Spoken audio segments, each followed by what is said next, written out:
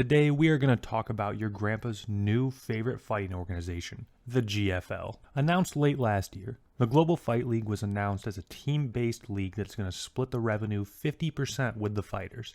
An idea meant to solve the fighter pay issue once and for all by making it so all fighters are finally paid equally and fairly. According to their website, they prioritize health, wellness, and retirement, which a lot of their roster should probably already be collecting.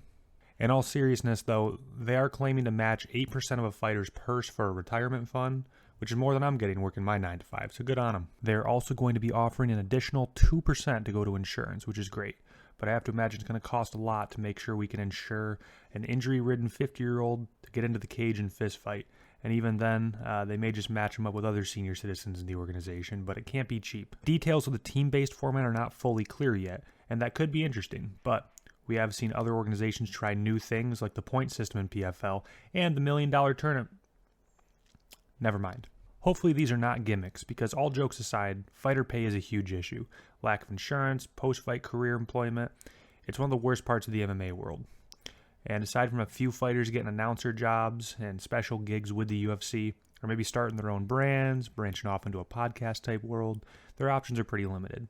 And it stinks to see someone who has worked so hard and put their well-being on the line to entertain us being reduced to struggle just to survive. That said, I really do hope the best for the organizations and all the ones starting up, as we do need real competition for the UFC. Monopolies are never good, and we need to press for innovation to keep these things interesting.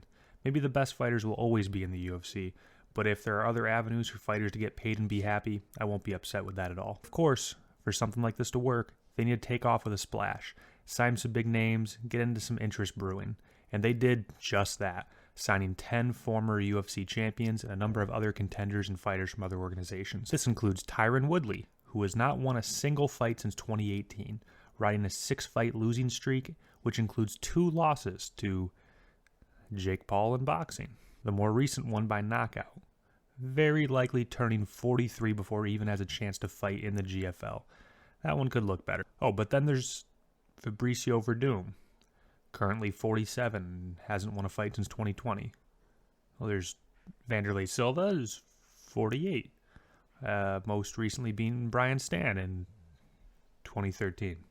Yeah, you see where this is going.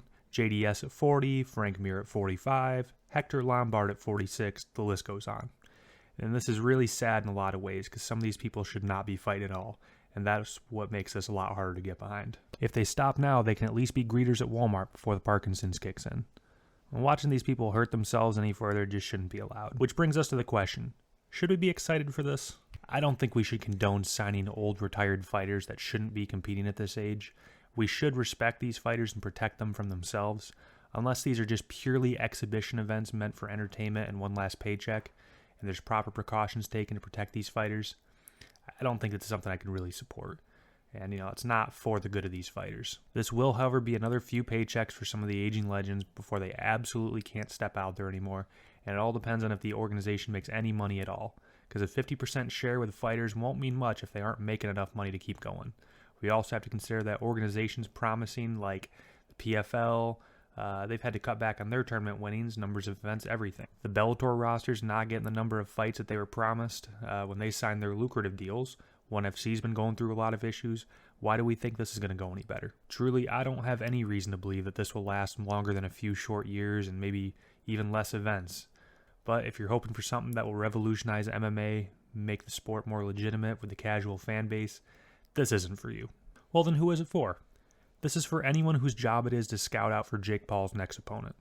But also, it's for anyone who's a fan of these fighters, someone who misses it, someone who remembers the days of prime Anthony Pettis and Benson Henderson, that just wants to see them compete one more time regardless of what age or shape they're in. This is for someone with admiration for these fighters, their biggest fans that will catch them win or lose, and honestly, this is for anyone who just wants a chance at another night of fights a few times a year. And I'd be lying if I said I have no interest in watching these. I mean, I love fights, and getting to watch some of the people I grew up with compete a few more times, that's something I'm going to tune in for. I just might not feel too good about it. I won't think you're a bad person for watching, and likely, these fights, I don't think we need to set too high of standards for, but we should set some standards in the sport before we become okay with fights where all the parties qualify for AARP and they stand a chance at losing to a YouTuber right after. To answer the question about should we care for this, The answer's probably not, but I will watch it anyways, and I'll hope for the best for everybody involved and just nod my head when I hear the older people at the bar or the barber shop talk about it when the commercials come on. What about you guys? Are you excited for this? Is this mockery of the sport or another Friday night to get toasted to? Let me know.